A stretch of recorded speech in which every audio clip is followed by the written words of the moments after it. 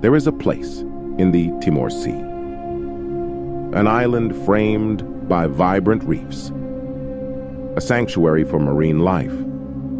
Its shores transition from shallow turquoise waters to the profound depths of the open sea.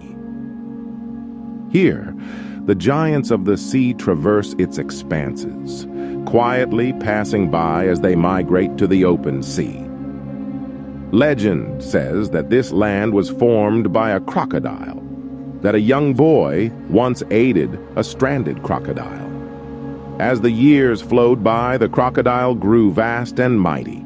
In its final act of appreciation, the crocodile transformed its immense body into a rugged, sprawling island. The peaks and valleys mirrored its majestic form, and its scales etched the landscapes. Thus, the land of Timor-Leste was born. And now the island calls the modern explorer.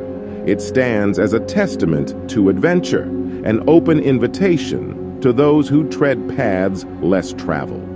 Here, in this land, sculpted from legend, every horizon is a new story, every trail, a dance between history and discovery. This is the undiscovered island. This is Timor-Leste.